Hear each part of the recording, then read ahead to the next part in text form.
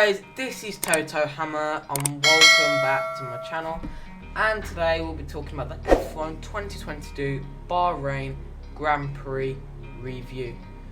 And yeah, good day for Ferrari, 1 and 2 locking out. First was Charles Leclerc, second was Carlos Sainz locking out the front row with Ferrari, and in third place was Max Verstappen. So that was a top 3 for today. Good day Ferrari. Red Bull third place, not good as they thought there was. Ferrari's a really good team. 2021 they did good towards the end as well. 2021 was like they were a balanced team. They were sometimes finished midfield, sometimes finished podiums. So I think Leclerc won a race in 2021 with Ferrari.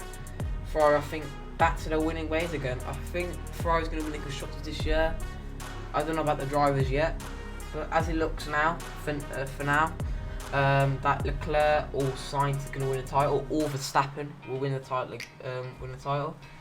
So I think it's between those 3 for now. Mercedes, I think they will get better if they sort out that wobbling thing. Like Martin Brundle said on Sky Sports, that Mercedes is a fast team, but they just need to sort out the floor, because that's the problem with the wobbling on the straight. This is causing them to lose so much more time. So yeah, so another thing I need to highlight is Valtteri Bottas. Valtteri Bottas for Alfa Romeo, out-qualifying George Russell in 9th place. Disappointing day for Russell. Okay day for Lewis Hamilton.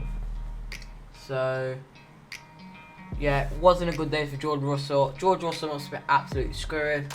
Like, he's been waiting 3 patient years for that Mercedes opportunity. And now he's finally in Mercedes, in the car, signed the contract, officially in Mercedes. And he's not even getting in the top 3 at all. So Russell is really disappointing. But Russell, again, positive point from Russell, he was helping Lewis Hamilton. And Lewis Hamilton is going for that 8. Look, if you want to be positive about it, I still think Hamilton's going to win the 8, because all Mercedes need to do is sort out the wobbling, improve the pace a little bit, because their pace is already quick. In some sectors, they'll get in fast sectors, because on the straights are losing so much time, and the straights are really vital in qualifying, because you've got the full power mode on the straights, you go the fastest, and the straights are a really vital part. They're losing so much time. In the corners, they're fine, because every time when that car gets up to speed, it wobbles and wobbles and wobbles so many times. Ferrari wobbles, Red Bull wobbles, but as you can see, they don't wobble as much as Mercedes. Mercedes' floor is a bit dodgy, so that's why they're losing some time on the straights. If they iron that out, they could be in for a world championship. So look, to be fair, I think at the moment it's between Sainz, Leclerc and Max Verstappen. I think for now the world champion at the end of the season, if the pace keep on going like this, will be Charles Leclerc. So at the moment, I think if the pace is like this and it stays the same, I think Charles Leclerc will be champion, or Sainz, because I personally think Ferrari is better than Red Bull. But you can't judge too early, guys. You can't judge too early. So yeah, I think Hamilton, Russell and Mercedes will improve like in the next 3 races, 4 races. If they don't improve in the next 4 races, you can tell who the champion is. So if Ferrari's still dominating, Red Bull there, not dominating, because Red Bull will be there as well, don't get me wrong. Verstappen and Perez, they'll be up there as well, fighting for first place, second place, and fighting for 1 and 2s to get more constructors points out there. So personally, I think Ferrari constructors, like I said again. So yeah, forget about that. Another one I want to highlight is the Haas F1 team. Gustav Steiner must be really happy. 7th for Kevin Magnussen and 12th for Mick Schumacher. Kevin Magnussen, He's a seasoned veteran. For Kevin Magnussen. 7th place for Haas. That is really unexpected from Haas. 7th place and 12th place for Haas. That is really, really good. Magnussen, again, anything can happen in the race. Could get a podium. Bottas could get a podium. You never know. You can fight for a podium for tomorrow. He's 6th place. You don't know what's going to happen. So, anything can happen in the race. So, all weekend, Red Bull looks strong. Max Verstappen, top in practice for practice 2 and practice 3. Practice 2 is where you can see like the pace, because practice 2, Verstappen and 1:31.9, Charles Leclerc and 1:32.023.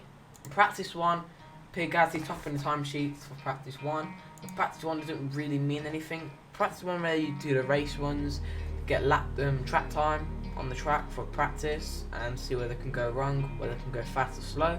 That's what they do in qualifying. Like they do them little metal things on the car, they put them on to test data, then it goes back to the computer. Let me show you the results of the qualifying. There's the results of qualifying. There's top 10, there's the top 20 right there, there's top 10 as well. So yeah, Alfa Romeo, really good day for Bottas and Zhou Guanyu, however you say his name. There's the results. Pause the video if you want to see the results. I'm going to take it off now. Oh, and another thing I want to highlight about Q1 is this, like, when FIA released that they're going to bring VAR into the sport, this is what the VAR is. There, right there. Perez on a fast lap, fastest sector 2 and green sector 1.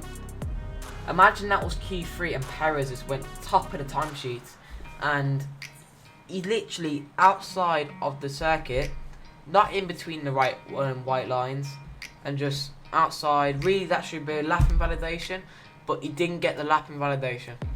He didn't get the lap invalidation. So when I saw Verstappen getting that 1:30, I was thinking, you know what? Verstappen's getting the pole. I don't think Ferrari is gonna get anywhere close to that time. But the thing is, Ferrari made a fastest lap, but Verstappen beat a fastest lap which was used on used tyres.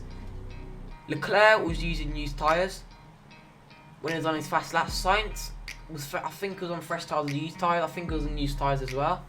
So that's why Verstappen had fresh new soft tyres on. That's why he went top, and he was the first driver to go in the 1:30s.